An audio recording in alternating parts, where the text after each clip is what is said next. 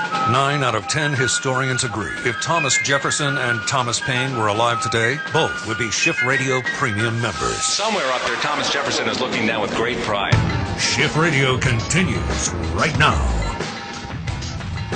We got Rick Santelli on the show now, the man himself, the man behind the rant that we played in the first hour. Hey, Rick, that had to be one of the best rants you've given on CNBC yet. Hats off to you, my friend.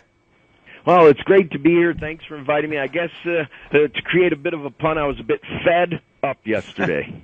Yeah, and what do you think about what Ben Bernanke said? He basically said, we have no idea what we're going to do. In fact, if we're wrong about the economy, which they probably are because they're always wrong, we might actually increase the size of QE and instead of admitting that the QE didn't work.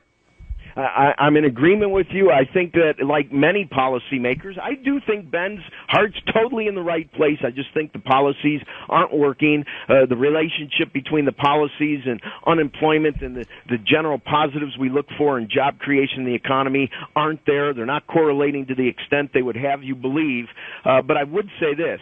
I think even if you take a flagstone, Peter, and put it on a nice geranium, it still may grow. I think the point is the markets will always find a way to be the markets, even when they're somewhat managed. And I think the response after yesterday's Fed statement and press conference shows me that the markets are kind of getting back to being the markets. Now, of course, they're not 100%, but rates moving up, the stock market getting dinged a bit, but not necessarily horribly, is the beginning of the markets coming back to a point where we can start to maybe read better signals into what it's telling us about. Yeah. Although the stock market decline may just be getting underway, but, how can Ben Bernanke, he's hanging his hat of recovery on the housing market, yet mortgage rates are now exploding. They're likely to head much higher in the weeks and months ahead. I think the housing recovery is already over, and we're going down to new lows in the housing market. So whatever he thinks he created with all the cheap money, it's unraveling before he even has a chance to withdraw it.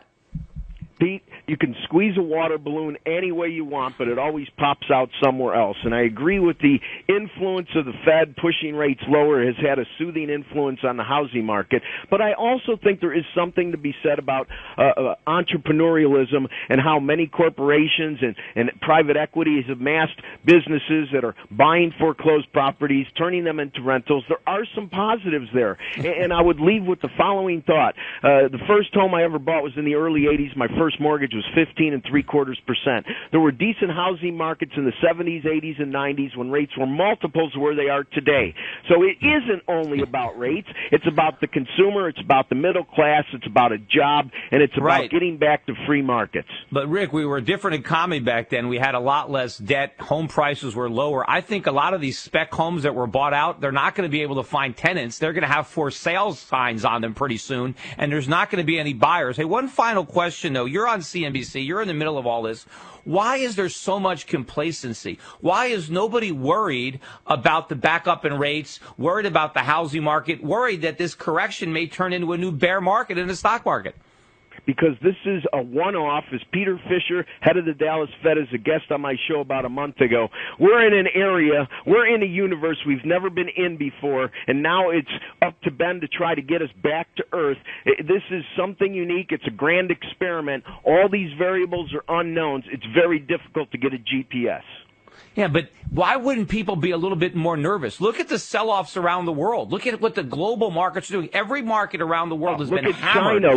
Look at China. Look at the Shibor, the Shanghai offered bank rate. Yes, everything is moving in a correlated manner with rates up and equities down. But I will say this, Peter. In the end, it's better to have the reality, and I think we are getting back to it. Is there going to be a lot of uncertainty in the future? Absolutely. But in order to really find the type of healing that I know you want and you talk to your listeners every day about, we need to get a solid footing to end up getting a good jump.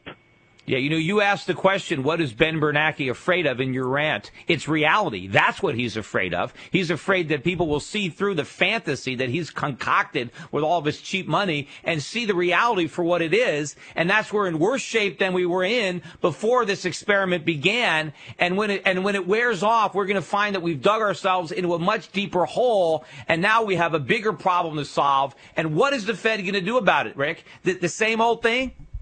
Well, and that's the point, that I think at some spot in the future that we need to really put pressure on our elected officials to alter the mandate of the Federal Reserve. $3.4 trillion balance sheet's awfully big, and I think we need to think about whether we want to enable the Federal Reserve to be able to repeat this in the future. Yeah, and if you think it's big now, Rick, they basically committed to keep expanding it until it's at least $4.5 trillion, and who knows. After that, I think they're going to keep on growing it. But, hey, Rick, I really appreciate you coming on. But what I appreciate more is the outstanding job that you do on CNBC, because somebody's got to talk sanity to Steve Leisman. And they don't really let me on too much, at least not on the shows with him. So I need you out there representing our point of view. So thanks very much for doing what you do, and thanks for stopping by.